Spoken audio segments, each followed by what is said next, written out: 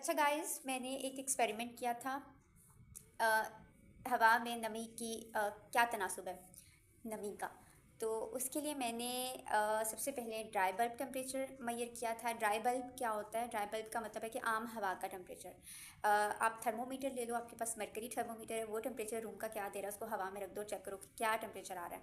और उसका नीचे जो रेजरवायर होता है, अगर मैं मरकरी या अल्कोहल थर्मोमीटर की बात करूँ तो उसका बल्ब कहलाता है। और जो मेजरमेंट वहीं से हो रही होती है, क्योंकि वही हम किसी चीज़ में इंसर्ट करते हैं उसी बल्ब को, तो हमारे पास टेम्परेचर मेजरमेंट स्टार्ट हो जाती है। तो मेरे पास जो था ये डिजिटल है, ये थर्मिस्टर बेस्ड है। तो इसकी जो टिप है प्रोब की वो ओपन एयर में है, तो वो मुझे टेम्परेचर दे रही है 33.6। ये रूम का टेम्परेचर है। और जब मैंने ऐप पे वेदर फोरकास्ट का टेम्परेचर चेक किया था तो 35 था, तो तकरीबन क्लोज था। तो मेरा थर्मोमीटर ठीक रीडिंग दे रहा था। अच्छा, इसके बाद एक दूसरी चीज़ आती है wet bulb temperature. Wet bulb से जाहिर है कि जो बल्ब है उसको हमने गीला करना है। गीला किस तरह करना है? या तो कॉटन गीली करके उसके ऊपर लगा दो, या मैंने टिशू गीला करके उसको लगा दिया था, उसके ऊपर अटैच कर दिया था। और इसको हवा में रखना है। ऐसा है कि फ़ैन चल रहा था और मैं थोड़ा सा उसको मूव भी कर रही थी। अगर आप स्टैटिक रखोगे आपकी रीडिंग नहीं आएगी। तो क्या होता है कि इवेपोरेशन होती है। जो पानी है वेट क्लॉथ में, वाटर मॉलिक्यूल्स हैं वो इवेपोरेट होते हैं, वाटर वेपर बन जाते हैं।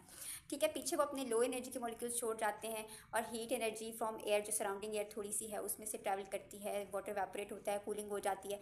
तो एक बैलेंस आ गया। और बैलेंस मुझे अचीव हुआ 22.1 डिग्रीज़ पे।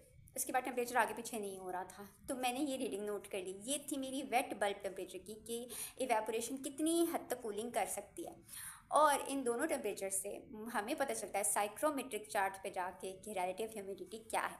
तो गाइस, जब मैंने साइक्रोमेट्रिक चार्ट पे देखा तो मेरी रिलेटिव ह्यूमिडिटी आ रही थी तकरीबन 35%। और जब मैंने वेदर फोरकास्ट पे भी आपको ह्यूमिडिटी वो शो करा था परसेंटेज में, तो वो आ रही थी 32% ऑलमोस्ट। तो तकरीबन करीब थी मेरी रीडिंग, इतनी भी गलत नहीं थी।